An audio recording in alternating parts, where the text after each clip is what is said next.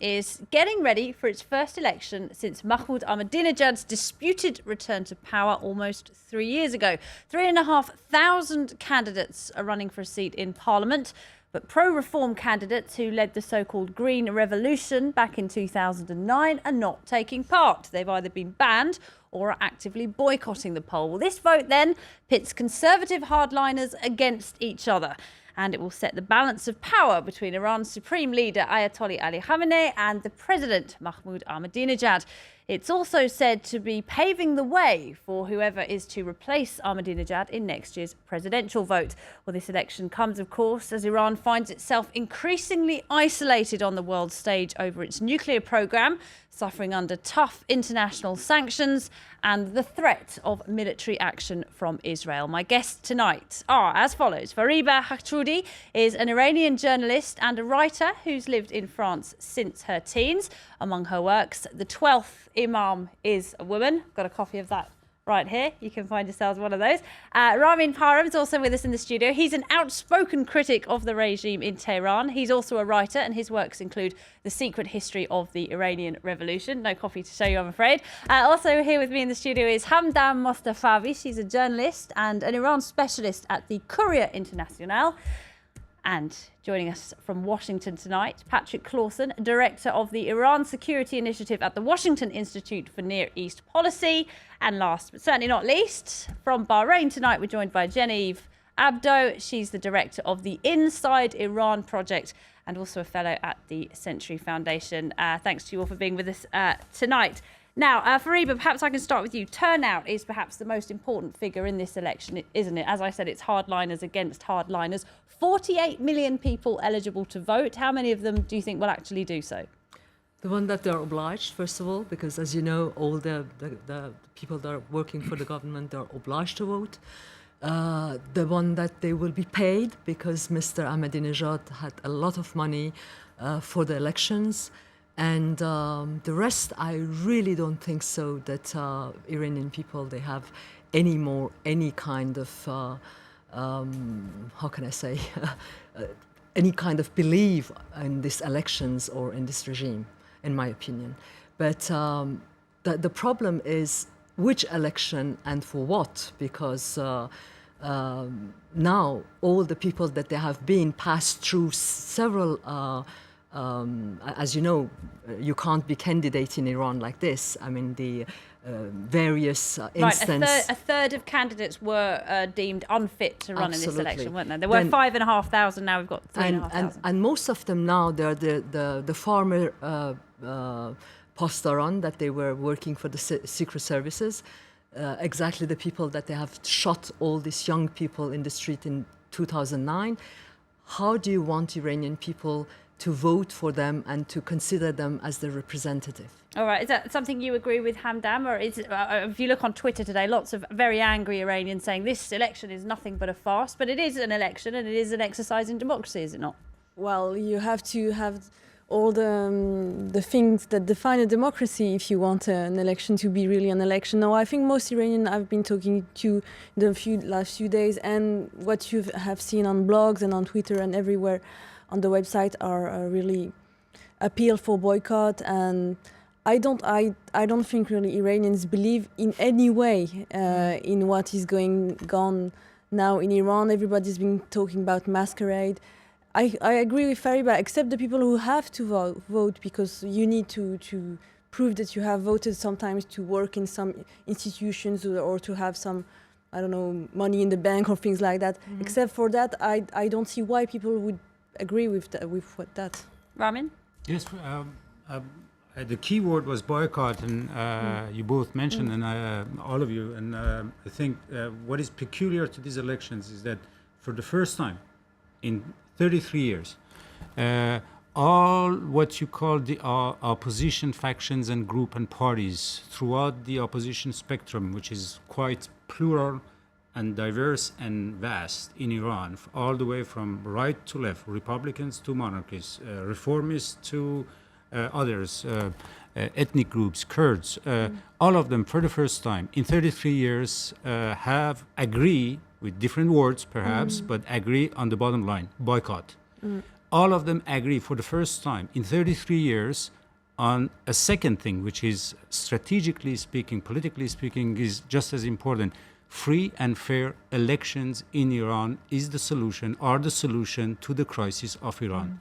The crisis of Iran, be it atomic, nuclear, geopolitical, totalitarian, Islamist, you name it, has one solution, which is politically and economically cost effective, and that's democracy in Iran.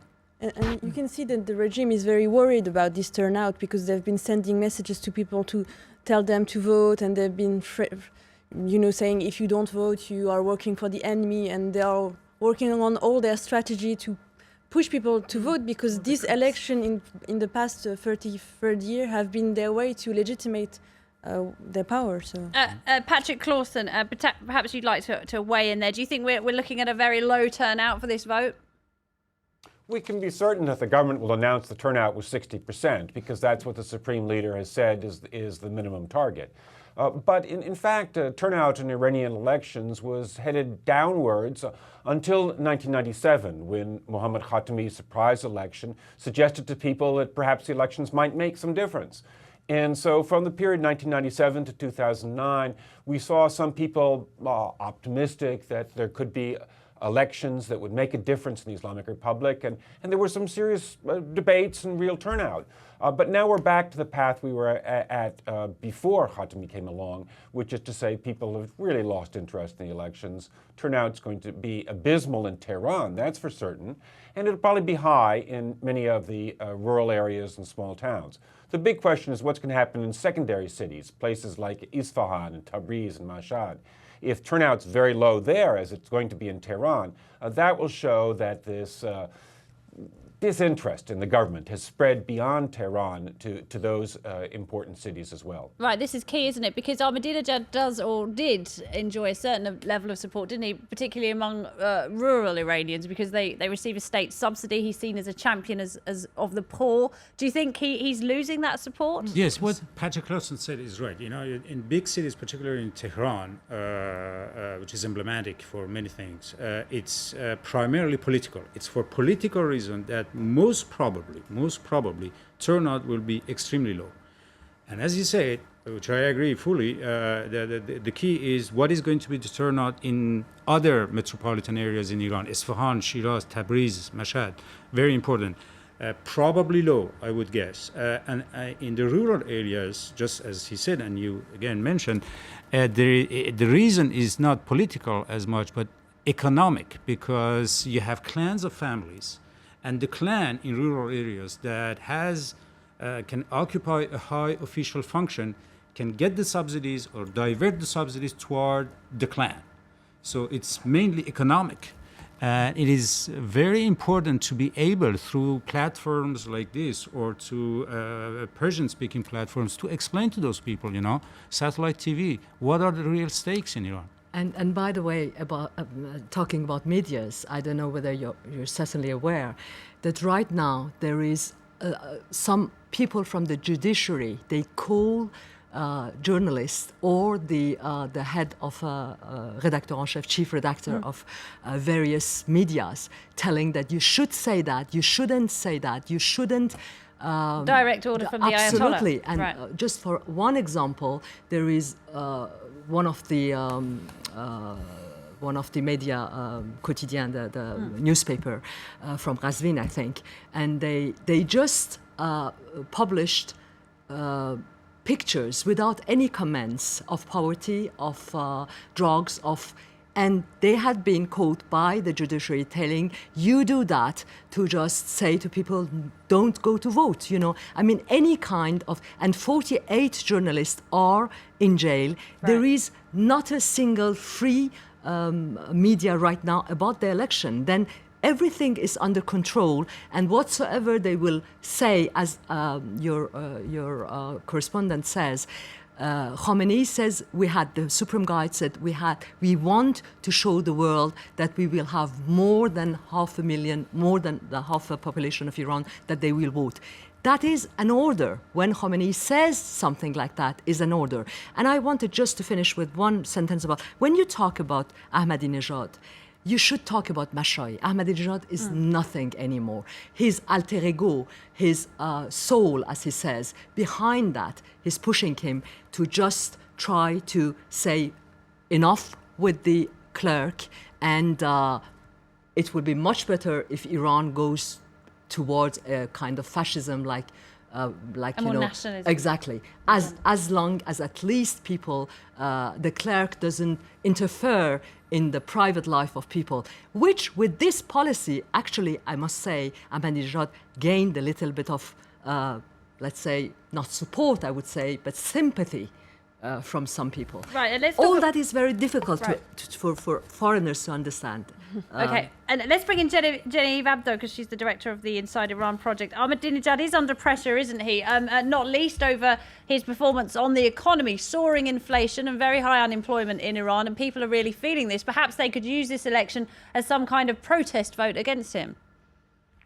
Yes, I mean, I think that it's important to keep sort of the bigger points in mind, one of which is that, as you mentioned, this is a contest among basically three conservative factions in Iran. So the regime has shrunk to only a few factions among the political elites, and that's very important. The second important point is that this is an election to try to eliminate Ahmadinejad's faction from political life. So Khamenei has, in centralizing his own power over the last few years, he has eliminated the reformists, as we've said, but he's also eliminated some of the conservatives who don't agree with him, among them Ahmadinejad's so-called deviant faction. So I think that what this means for the West is that going forward, if this faction also is eliminated from political life, we are dealing essentially with an increasingly militarized state, one in which Islamic Revolutionary Guards have a lot of power, and a supreme leader that has centralized power in his own hands. And so I think that these are the important points to take away from this election. And even if they do manage to get some sort of convincing voter turnout, the fact remains that, as many of the other guests have stated, that there isn't the kind of euphoria that we've seen in the most recent elections. People are very passive now about politics. They're very depressed about the situation.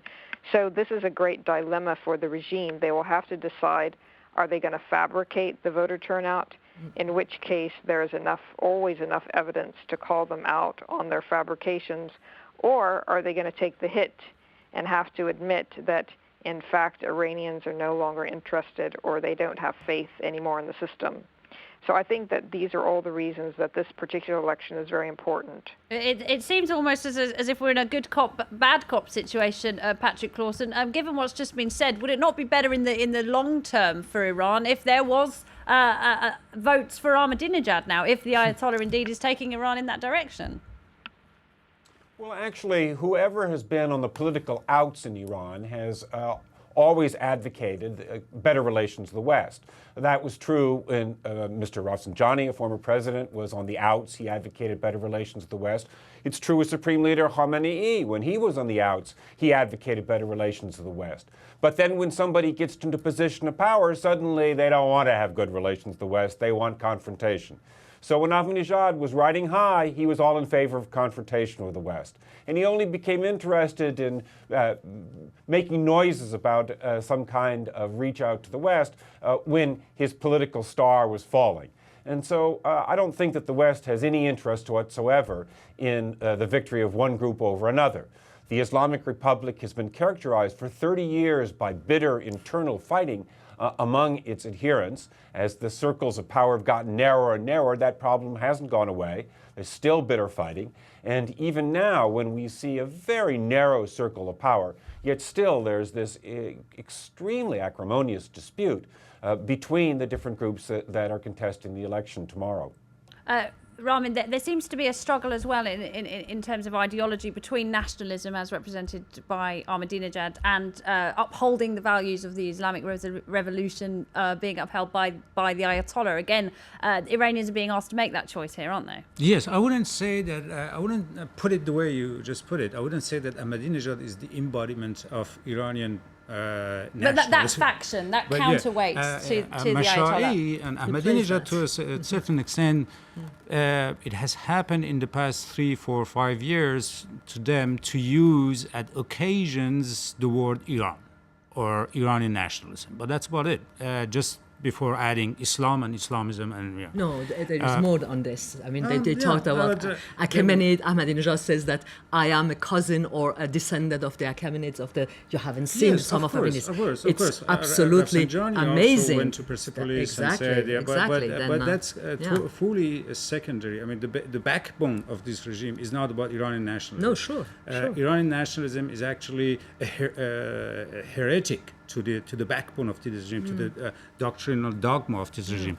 But the point is that, and that was, you could read that in the words of Jenny Abdo and also Patrick Lawson, is that there is a fundamental wave, there is a fundamental fault line in Iran, there is a fundamental movement in Iran for the first time after 1 century. And that is the movement of the people that is coming from the people and a large segment of the elites that is directed against the clerical establishment. For the first time in 100 years, the clerical establishment, the Shia establishment, is not only no longer at the front line of the contest of the popular voice of the Vox Populi, but it's actually the target of the Vox Populi, and they know about that. Those who within the regime sometimes talk about Iran, they know about that. They know that the change could be, will be radical, the change could be violent, and the change will be of historic proportion in Iran. That is, and the main asset, as I said, economically and politically cost effective here in the West, the main asset to confront this regime and to solve this crisis, atomic and other, geopolitical, once and for all, is human rights, is democracy in Iran. It's human rights. It's human rights. Let's say it's exactly I think, the one thing that we agree all together between among various, let's say, opposition or intellectual, but I would say, in fact, human rights, because as I say always, democracy is not a pill. Democracy is a process, and democracy is a culture.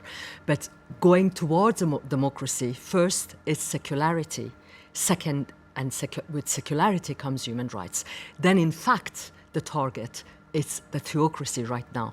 And just if you allow me, it's not the first time that the clerical are the target of the people. In the Constitution, the Constitutional Revolution 1906, they were a faction of a clerical, like my grandfather, who was in fact for the Constitution, against the cleric, that they wanted a Sharia and a theocracy.